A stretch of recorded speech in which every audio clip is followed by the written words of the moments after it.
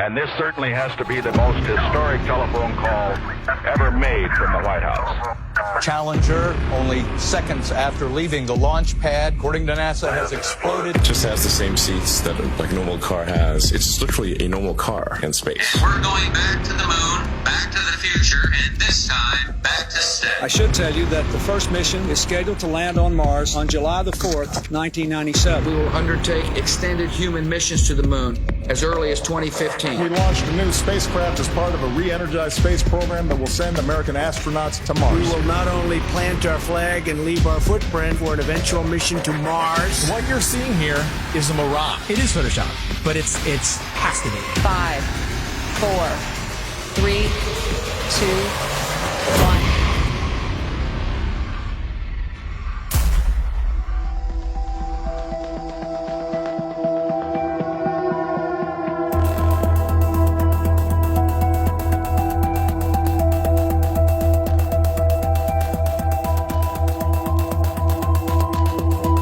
In 1923, a fisheye lens was invented.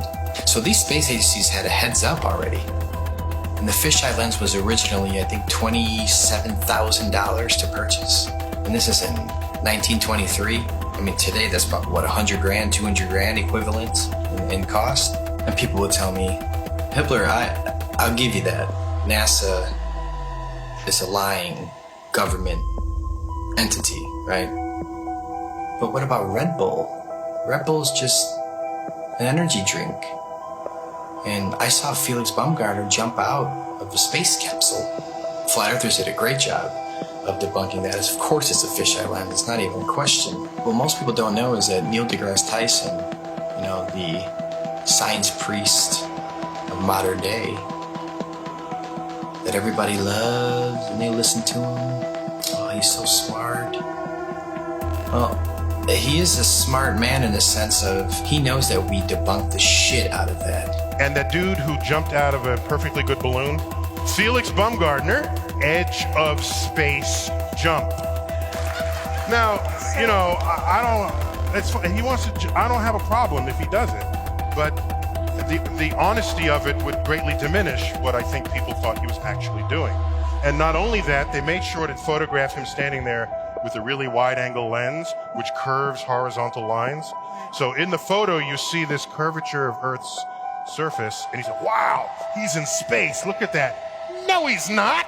At that height, you don't see the curvature of the Earth. You just don't. Okay. You are moving 1,000 miles an hour as Earth rotates. You are moving 18 miles per second in orbit around the sun, and you don't feel any of that. Okay? Okay. You don't feel any of that. If it's trying to fling you off the Earth, okay, but the force of gravity is resisting back, by what force is it trying to fling you off? That upward centrifugal force subtracts from the gravitational force that the Earth is trying to put on you. It subtracts. Okay. So Chuck, what do you weigh here and now? 192 pounds. Yeah. I'll give you the 190 pounds, okay? Okay. So if you do the math, you run to Ecuador, because we're in the Western Hemisphere, so let's stay there. You run to Ecuador, you will not be 190 pounds. You'll be like 185 pounds. What? That's how significant it is. That's if I did my math correct, and I think I did, there are pounds less that you weigh for living on the equator than for living anywhere else, simply because the spinning Earth is trying to fling you off. Nice. Yes. Yes. The fact is, the Earth is stationary, and that is scientific, not pseudoscience. In 1879, George Airy, astronomer royal for 49 years, who did a telescope experiment and proved that the Earth was stationary. Then we have Parallax, also known as Rowbotham, who carried out an experiment in the late 1800s on the Bedford Levels experiment, where he went at a distance of 6 miles, which should have showed up some sort of curvature of around 16 foot. No curvature was seen at all. Then we have Michelson, Morley and Sagnac in the early 1900s with their interferometers using light instead of telescopes this time. And with their interferometer experiments, they proved that the ether over the Earth, the field, is moving and the Earth is stationary. We also had Michelson Gale. They did an experiment in the 1930s and proved that the Earth is stationary. And what you're seeing here is a mirage. Typically, we would not be able to see this. This image would be viewable from much, much higher in the sky, up in space. The story has been one of the most viewed stories on our website ever. They say my explanation is a cover-up. A cover-up to their belief that this picture is proof the Earth is flat. The one goal I had was to prove that what people are seeing from the other side of Lake Michigan is not a mirage, that they are actually seeing the city. What do you think, Steve-a? I think it's amazing, dude. It certainly did. It's not a mirage, I can tell you that. No. Our focal point was the Sears Tower, which is also known as the Willis Tower, right? Yes, the Willis Tower. The Willis Tower, and we can see it the entire time. We can see it the entire time.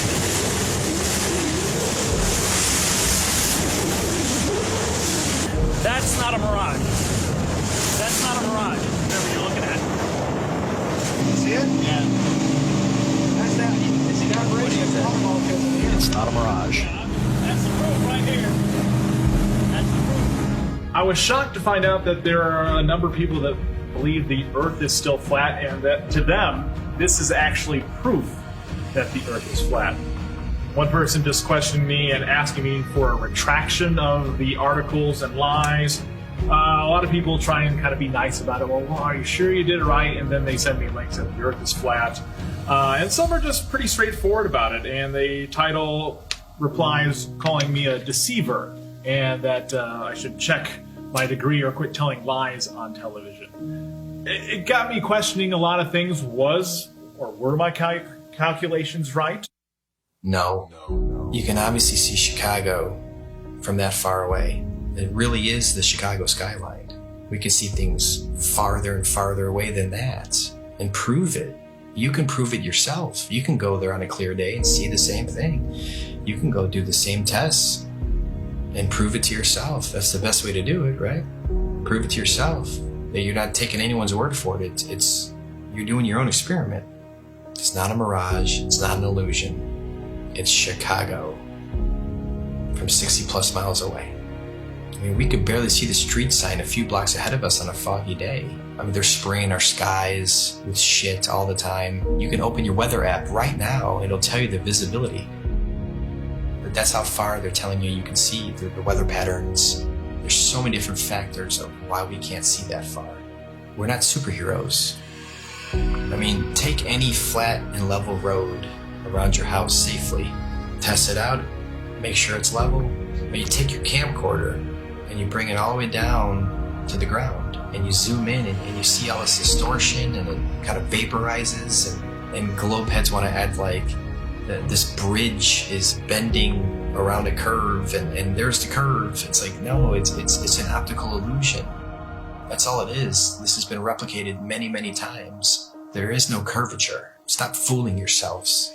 That even something like the sun, when it goes across this huge plane, it sets and it disappears due to perspective.